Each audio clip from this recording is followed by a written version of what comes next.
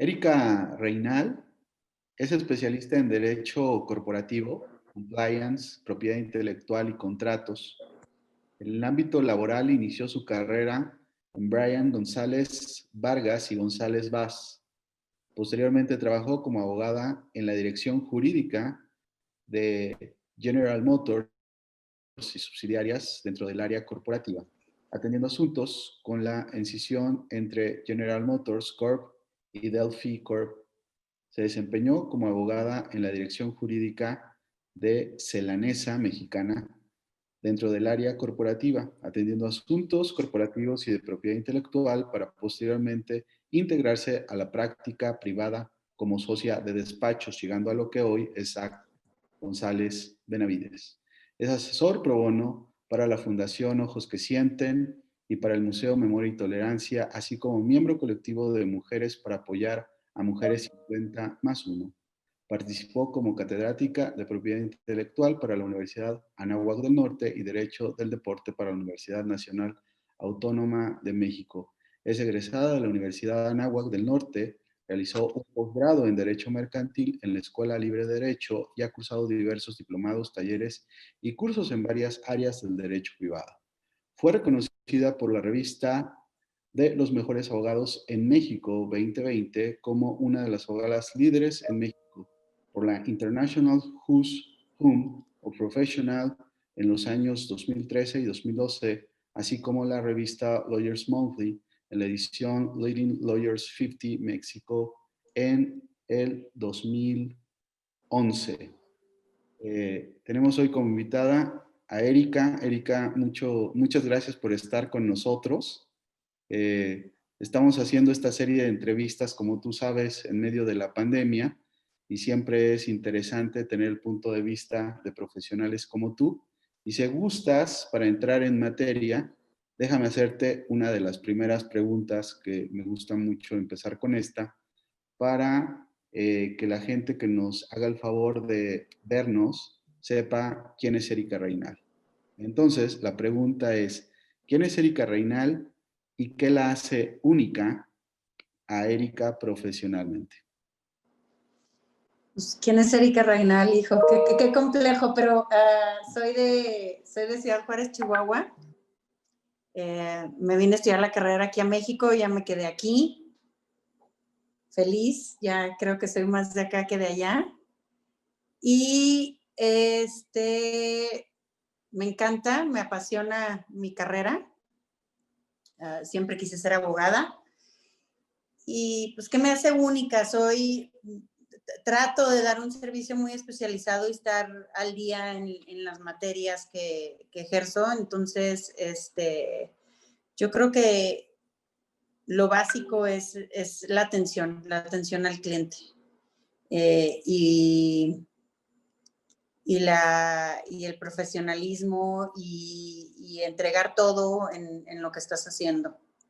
Maravilloso. Oye, Erika, ahondando en esta pregunta, yo te conocí en los ámbitos mercantiles, pero con el tiempo fui sabiendo que tú tenías una fuerte influencia en el mundo de la propiedad intelectual, específicamente en los territorios de software. Tú venme corrigiendo si algo estoy diciendo mal. Y preponderantemente, pues como tú sabes, nos están pues escuchando y nos están interesados en puntos de vista como los tuyos, las personas que están siendo profesionales en el ámbito de las empresas creativas. Es correcto lo que te estoy diciendo. Tú tienes actuación en esta área de la propiedad intelectual, registro de marcas, todos los assets intangibles y el vínculo con la ley y con la autoridad, ¿cierto? Es correcto, sí. Y Okay. sí, principalmente siempre he visto la materia, pero cuando empecé a trabajar, empecé con la cuestión mercantil corporativa. Okay. Entonces, pero siempre iba muy de la mano con el área de propiedad intelectual y luego en los últimos años también he visto toda la parte de compliance de las empresas,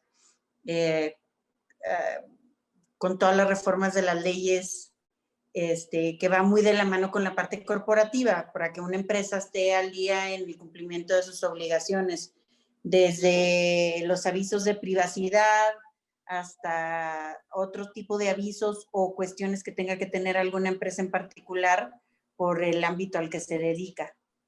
Claro. Tú y yo nos conocimos cuando tú eras asesora y yo también fungí ahí como una especie de asesor para alguna empresa.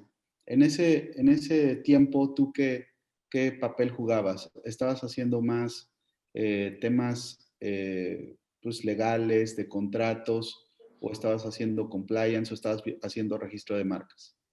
Una mezcla entre corporativo y propiedad intelectual. Ok. Para la gente que nos sigue, ¿cuál es la diferencia entre lo corporativo y, digamos, el tema de registro de marcas y propiedad intelectual? La parte corporativa es todo lo relacionado con, ya sea una persona física o una persona moral, en relación a contratos, en una sociedad, las asambleas, los órganos de administración. Básicamente, digo, eso es como muy genérico, ¿no? Claro. Y digo, ocupa tanto persona física como a personas morales. Y en el ámbito de propiedad intelectual, pues, tiene distintas ramas, ¿no? Y una de ellas es marcas, patentes, y la otra es derechos de autor. O sea, la propiedad intelectual es el género y se subdivide en propiedad intelectual o sea, propiamente lo que es derechos de autor y todo lo que es marcas, patentes, diseños industriales, que aun y cuando tienen mucha relación, porque las dos pertenecen como a la misma rama de derecho, se rigen por dos distintas leyes. Ok. Erika, haciendo un pequeño paréntesis y entrando en aquel tiempo que nos conocimos, tú has estado en contacto con empresas creativas y has visto ¿Sí? cómo toman decisiones, cómo son empresas de riesgo, algunas más audaces que otras. ¿Cómo fue tu experiencia tratando con empresas creativas? Es complicado porque al ser creativos, normalmente son personas más soñadoras, la misma palabra lo dice, creativos. Y la parte administrativa la descuidan mucho. Normalmente a mí, las empresas creativas, digo, salvo que sea ya una transnacional o que ya tiene como una organización más integral, normalmente me llegan con algún problema, que les robaron la idea, que no les pagaron, que les pagaron por una parte y están utilizando las cosas para otra cosa, entonces, o que están metidos en un problema porque utilizaron, dentro de la prestación de servicios, utilizaron modelos, no firmaron los documentos adecuados y hay una demanda. Entonces, es un área interesante. Es interesante porque es florífera, se explican los problemas. Ahora, tú decías de dos ramificaciones, que era lo mercantil y luego hablaste un poquito del área de derecho de autor.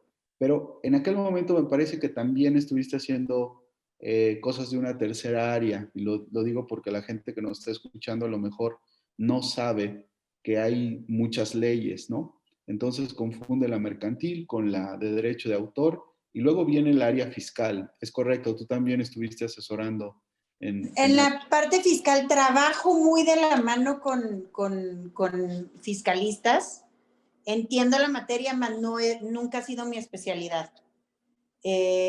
Muchas de las cuestiones fiscales requieren de documentos corporativos, ya sea de contratos que amparen operaciones o asambleas que amparen aumentos, disminuciones de capital o, o, o cualquier operación que haga tanto una persona física como una persona moral. Claro. Aquí tendríamos, para efectos de un breve resumen, que pues el área de derecho tiene muchas posibilidades de estudio y que una persona que esté interesada en pues aprender y llevar al pie de la regla sus temas jurídicos, pues tendría que estar observando los temas de derecho de autor, los temas que tienen que ver con pues la parte de los contratos, el derecho mercantil, por supuesto alguna otra que tenga que ver con la parte fiscal. ¿Tú reconoces alguna otra que se tenga que sumar? Yo creo que la parte laboral es esencial. Es correcto. Al contratar el talento, hay veces que la prestación de servicios de los creativos es de forma individual, pero en ocasiones se tiene que contratar talento y es importante que los documentos, la relación laboral se cubra muy bien, ya que de lo contrario podría haber un problema más adelante de quién es el titular de la obra o qué derechos tiene esa persona sobre esas obras creadas en la prestación del servicio, ¿no? Sí, también. Entonces, la parte laboral es importante que se determine si se contrata a la persona por prestación de servicios, porque efectivamente es un prestador de servicios, si se contrata a la persona como un empleado, qué obligaciones tiene al ser el patrón, qué tipo de documentación se debe de tener firmada y cuando es el prestador de servicios igual, qué tipo de contrato debe tener firmado con esa persona, se debe de establecer muy bien las obligaciones que tiene la persona, digo ambas, ¿no? Ambas partes. Claro. Los pagos, cómo se van a realizar y todo en materia de derechos de autor es muy importante establecer siempre un pago. La ley es muy clara que no puede ser de forma gratuita y, y que se lleve a cabo ese pago y que tengas una forma de comprobar que lo realizaste, ¿no? Porque Claro. puedes tener el documento y si no tienes los soportes, entonces eso te puede traer un problema en caso de que llegue a existir un litigio. Ahí estamos hablando de dos cosas, ¿no? La parte laboral y la parte de protección. Pero van muy de la mano, o sea, para creativos sí es importante determinar en los contratos, por ejemplo, si es un empleado, que el trabajo que se está llevando a cabo se entenderá que son obras por encargo, porque es con una dirección, que se le proporciona toda la herramienta para llevar a cabo el trabajo y tiene un sueldo y se determina de quién son los derechos sobre las obras creadas. Y en la prestación de servicios, igual tienes que determinar todas estas cosas, ¿no? Claro. Sí, tienes toda la razón. Ahí, pese a que son sujetas de examinarse de manera individual, tienen una convergencia en el cual es importante ver los dos puntos. Es correcto. Oye, fíjate que me está viniendo a la mente una pregunta que alguna vez tenía uno de las personas con las que interactuamos acá en Administrarte. Sí. Decía, y con esta, pues vamos a entrarle al tema que nos compete hoy, que es el derecho de autor y todas las modificaciones que ha sufrido la ley. Pero en aquel momento me decía esta persona que tenía pues ciertas incomodidades porque viéndolo desde los dos puntos de vista, ¿no? Como tú dices.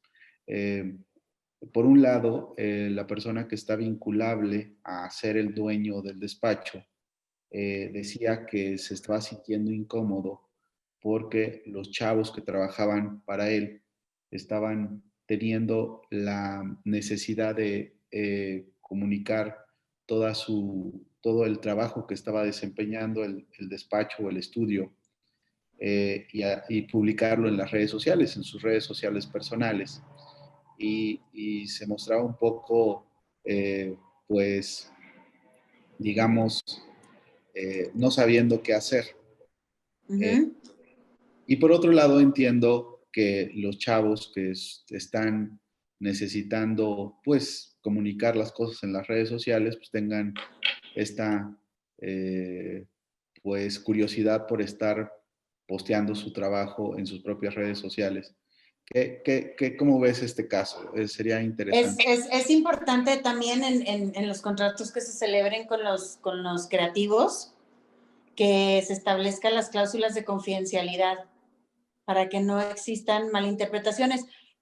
Aquí entra el compliance un poco, porque tú con tus clientes normalmente deberías, no siempre se hace, confirmar un contrato de prestación de servicios, donde se establece todos los derechos y obligaciones de ambas partes.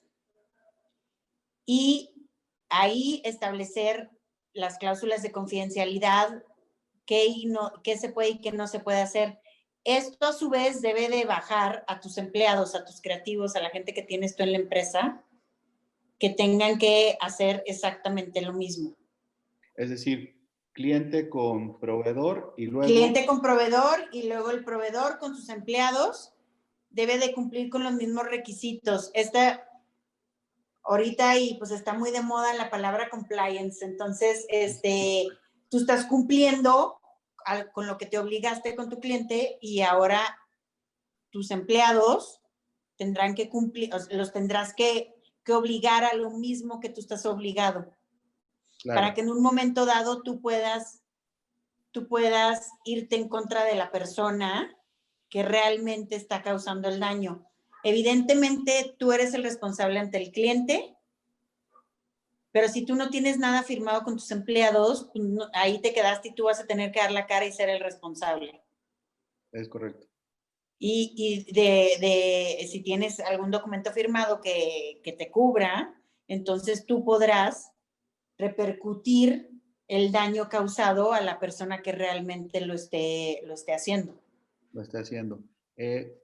Para no dejar de pasar la oportunidad, Erika, y en un paréntesis en rojo, platícanos un poco qué es compliance, porque tú decías, está muy de moda la palabra, pero las personas que nos pueden estar escuchando, pues pueden tener este vacío todavía en su significante de la palabra. El compliance es dar cumplimiento a las legislaciones actuales o a los contratos a los que estás obligado. Entonces, básicamente es el cumplimiento de obligaciones. Cumplimiento de obligaciones. Está muy Está muy ambiguo, yo sé, cumplimiento de obligaciones tanto legales como gubernamentales, como de obligaciones en contratos firmados. Para mejor ejemplo, cada vez que interactuamos con nuestro banco, el banco nos obliga a decirle, apriétale para ver nuestra carta de datos para que tú estés consciente o que tengas conocimiento de que vamos a cuidar. Esa es otra cosa, esos son los avisos de privacidad. Ok. El aviso de privacidad es un compliance a una legislación. Tú, cualquier persona física o moral que preste servicios, debe tener aviso de privacidad en el cual se establezca qué vas a hacer con la información que recibes, ya sea de tus clientes, proveedores, todo. Y ellos tienen que estar conscientes de qué vas a hacer con esa información. Al momento de dártela, ¿no? Al momento de dártela.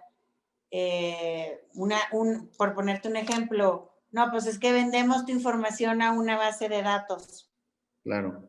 ¿No? Entonces, hay un proceso para inconformarte y los avisos de privacidad deben de traer ese proceso.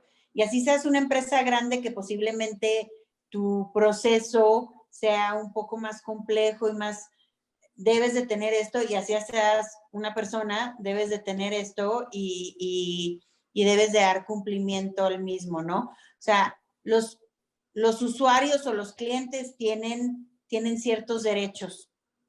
Ok. ¿Ok?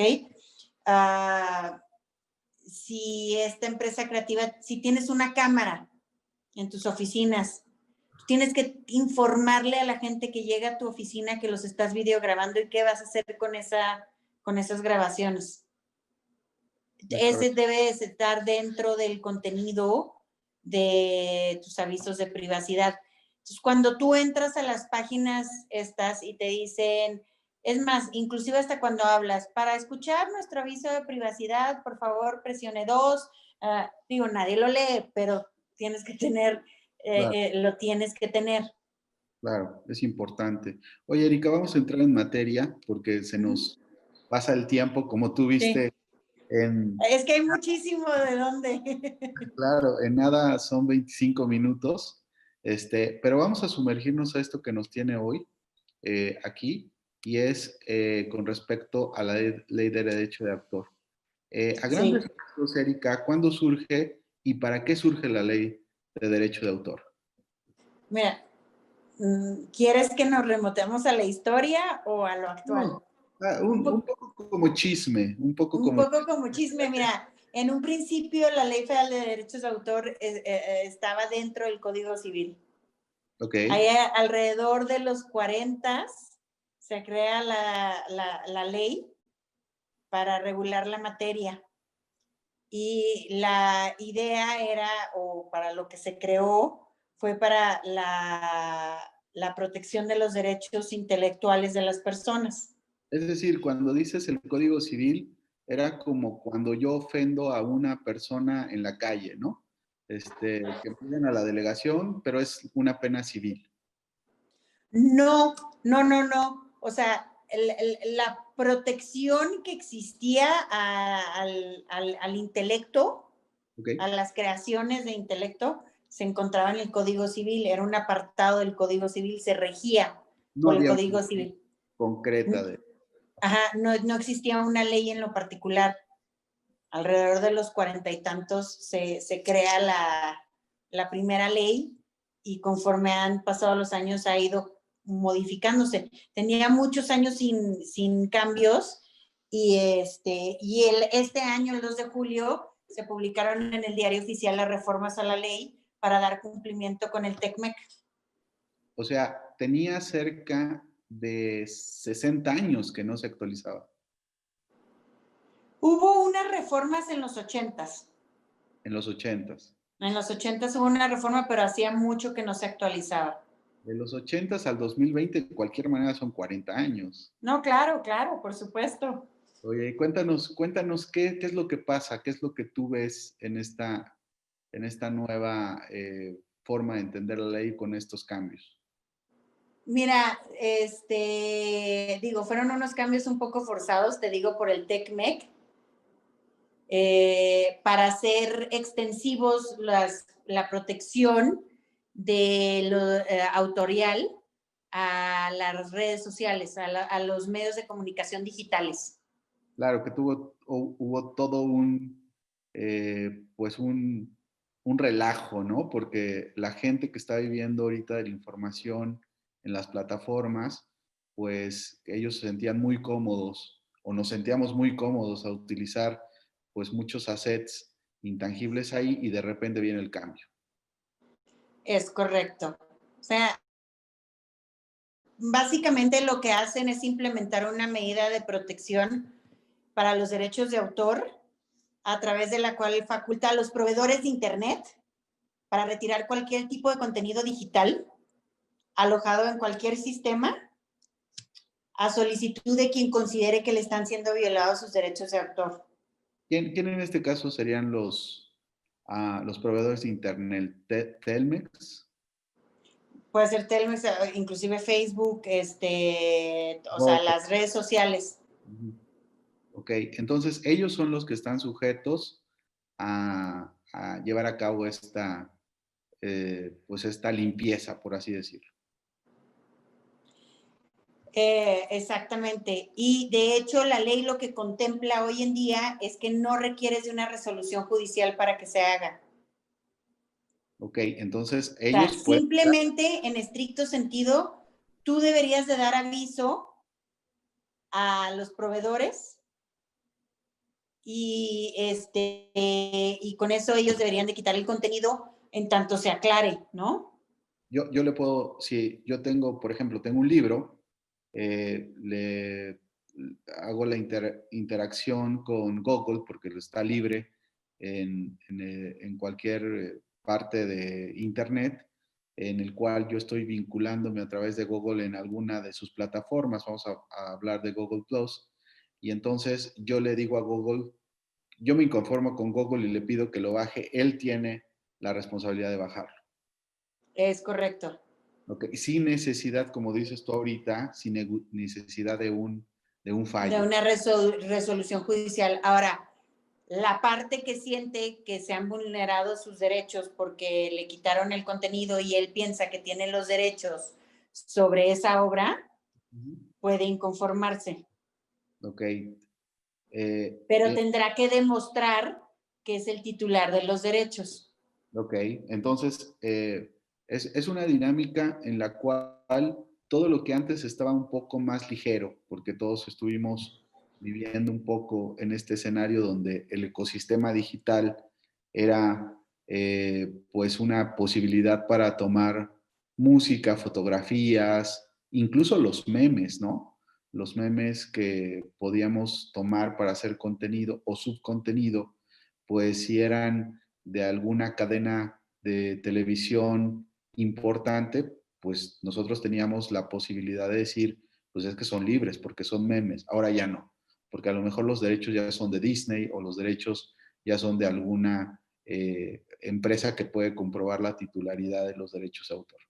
Claro, claro. O sea, ahora lo que va a pasar es que es mucho más fácil. Las empresas, por ejemplo, YouTube, tú a la hora de quejarte de un contenido y todo, o sea, algunas de estas prácticas, algunas de las plataformas ya las estaban brindando al ser empresas transnacionales, que en los países de origen esto ya es un requisito. En Estados Unidos ya esto ya estaba contemplado. De hecho, es un poco una copia de allá, ¿no? Y más que es en cumplimiento al Tratado de Libre Comercio. Déjame hacerte una pregunta, Erika. ¿Tú crees que esta resolución, después de un periodo amplio de 40 años con pues este vínculo que hay con los tratados de libre comercio, le vienen a arrojar una protección a los derechos de autor, eh, pero a quitarle un poco de libertad a Internet? ¿O lo ves a favor o en contra?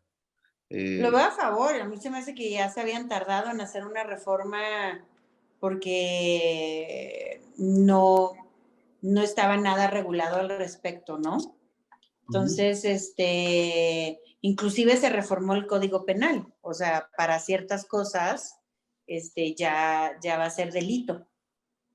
eh, Entonces, yo lo veo bueno. uh-huh. La cosa es que no sé cómo va a ser en la práctica. Ya tendríamos que ver la práctica, eso va a ser lo bueno. Y En papel lo veo bueno, creo que es un buen comienzo. claro. Veo complicado ciertas cosas, poderlas controlar, pero, por ejemplo, un libro, el ejemplo que tú pusiste, que te lo estén plagiando, pues ya por lo menos tienes un mecanismo por el que lo tienen que bajar, ¿no? Claro. Y ya tienes un mecanismo de protección. Una fotografía que la Es estén vendiendo. música, ¿no? Música. Por Eh, es, ejemplo, YouTube, tú si metes una queja y tu música está protegida, ni siquiera te la deja subir, ¿eh? claro, desde el Ahí, mismo punto, el algoritmo, ahí tú sabrás un poco más que yo, el algoritmo a la hora de querer subir la música ni siquiera te deja subirla. es correcto, ya lo bloquea para que ni siquiera, o entre a revisión antes, ¿no? Es correcto, es correcto. Oye, todo esto, Erika, ¿cómo desincentiva los intereses de todos los creadores, realizadores, blogueros, creadores de contenido? Ellos son los primeros que rechazaron pues el cambio después de estos 40 años. Pues yo creo que a ellos les puede llegar a afectar, sí, sí, pero lo que van a tener que hacer es estudiar y saber qué pueden y qué no pueden utilizar o hacer, ¿no? Es correcto. O sea, yo creo que lo importante ahorita es estar informado. Yo creo que esa es una parte que a los creativos y a los blogueros, influencers y gente que como profesión utiliza las redes sociales, creo que ya es momento de que estén al día y estudien y vean qué se puede y qué no se puede hacer y que no nada más porque no ves tú a la demás gente quiere decir que puedes hacer lo que quieras. Es correcto. Después de todo, la ley de derecho de autor, pues se hace para proteger los derechos de la autoría. Claro. De tal manera que en su propio significado está la posibilidad que incluso tienen ellos mismos para proteger sus creaciones. ¿Es Es correcto? correcto. ¿Tú piensas que tal vez toda esta, eh, pues, Y gesta... yo, fíjate, y perdón que te interrumpa, fíjate que también los blogueros y los influencers y todo están creando contenido, o sea, lo que ellos están creando es una obra al final del día y tienen derechos sobre eso. Es Entonces, correcto. también esta ley los protege de que tampoco no estén utilizando sus obras. Tu propio... Entonces, también podrían sacar provecho. Entonces, yo creo que puede ser un poco más una falta de conocimiento real Ujú. y ver de qué manera nada más lo ajustan a, a que los desincentive. Claro. Oye, Erika, hace poco discutía con una persona que está apoyando en la creación de pues unos estudios.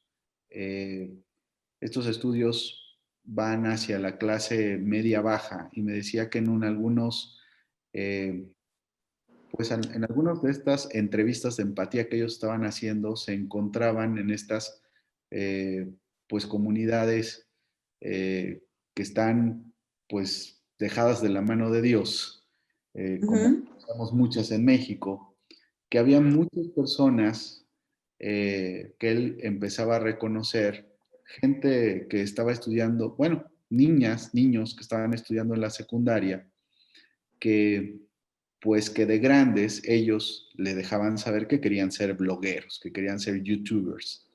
Entonces era muy interesante el contexto social en el cual se daba esta dinámica, porque pues tú no vas a dejar mentir, cuando nosotros pues estuvimos pues teniendo la posibilidad de imaginar que íbamos a ser de grandes, pues decíamos, pues yo quiero ser licenciado, abogado, diseñador, ladgo, etcétera, ¿no? Ahora la gente quiere ser blogueros, los chavitos quieren ser blogueros, cosa que es entendible y respetable, pero parece que hay un escenario social en el cual la gente empieza a ver cada vez más una posibilidad de desarrollo de una profesión en las redes. ¿Tú pensarías, como lo decías hace rato, que es momento de que todos estos chavos que se hicieron mucha de esta cultura efímera, tan rápida y tan compensable al minuto, que pusieran más atención en los temas de fondo, que podría ser entender la ley para no pasar por los derechos de alguien más o para poder pedir asesoría de sus propios derechos? ¿Cómo? Claro. De hecho, tengo entendido que ya hay alguna universidad que ya tiene la carrera de redes sociales y todo. Yo creo que es muy importante que dentro de las clases que den esté implementado el derecho en algún lado por ahí para que, sepan, para que sepan exactamente qué se puede y qué no se puede hacer, ¿no? Es correcto. A mí me parece de igual manera, el derecho siempre da muchas posibilidades para saber cuál es una obligación y cuál es un derecho. Oye, Digo, en Erika, administración, estudias administración, llevas, no sé si un semestre o dos, llevas derecho, todo. Yo creo que o sea, en arquitectura debería ser lo mismo, que no lo hacen porque también son creativos. Te digo, no me acuerdo qué universidad ahorita, pero me estaban comentando que ya hay una carrera, que me parece muy bien, porque luego siento que falta experiencia para ese tipo de cosas. Y yo sí creo que una de las materias básicas debería ser el derecho relacionado con las redes sociales. maravilloso. Erika, se nos está acabando el tiempo, pero me gustaría terminar con una pregunta que serían, pues más que una pregunta, pues tu punto de vista en relación a si las personas que nos están viendo necesitarían tener en conciencia o en tener en cuenta 10 puntos o 10 consejos o 10 tips que les pudieras dar tú en materia de propiedad intelectual, qué poder hacer en relación a lo que una empresa hoy, una empresa de cualquier tamaño, ¿no? De 2 personas, de 5 personas, 10 personas, tuviera que tener en cuenta para proteger sus marcas, para proteger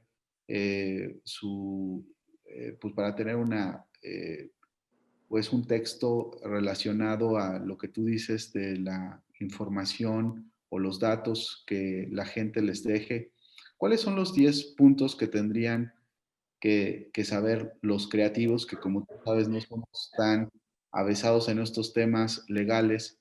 ¿Cuáles son 10 puntos que a tu consideración podrían ellos considerar para no tener o no estar pasando por los derechos de nadie y irse cuidadosamente para que no les fueran a requerir algo a través de un tercero o por la autoridad? Mira, yo creo que punto número uno, asesorarse bien.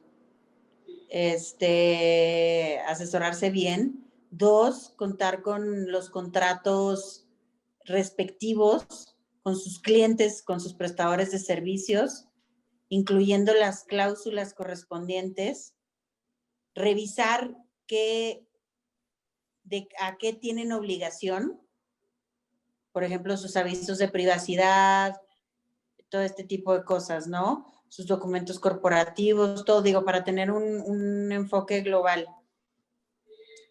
Tres, hacer los registros correspondientes, entender muy bien que una cosa es una marca, una cosa es una patente, una cosa es un diseño industrial y otra cosa son los derechos intelectuales, los derechos de autor, las obras. Okay. Y dentro de derechos de autor hay otras ramas que, o sea, por ejemplo, si inventas un personaje, hay que registrar el personaje. Entonces, es importante la asesoría, es básica para la protección de sus derechos, ¿no? ¿Qué otra cosa te podría yo decir? Y si hay personas que estén vinculadas ahorita con el contenido, que hay muchas personas que nos están viendo, que están muy interesadas por el contenido en las redes, ellos poner atención en qué. Es importante tomar en consideración qué tipo de contenido pueden subir, qué pueden utilizar, qué tipo de fotografías pueden utilizar.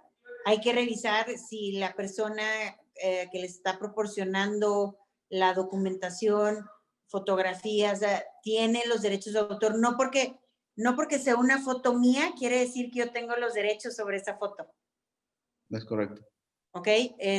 Hay un fotógrafo, a lo mejor yo autoricé a una revista a tomarme esa fotografía y la fotografía Los derechos son de ella, ¿no? los derechos son de la revista. Entonces, en contenido es muy importante revisar qué estás utilizando para ese contenido. Un dibujo, una obra, revisar que la fuente tenga los derechos para poder utilizar esa obra. Decías tú del compliance, ¿no? También, si nosotros tenemos esta camarita grabando, también avisarle a la gente que es sujeta de estar siendo grabada. Por supuesto. ¿Y qué fines vas a tener con esa videograbación, no?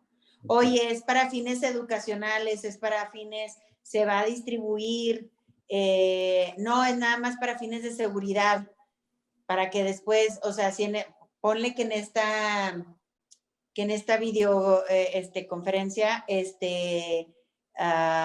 tú quisieras cerciorarte de que lo que se dice no se vaya a utilizar de una forma distinta al fin. Entonces tú dices, no, pues estoy grabando, como te dicen en American Express, casi, estamos grabando para fines de calidad en el servicio.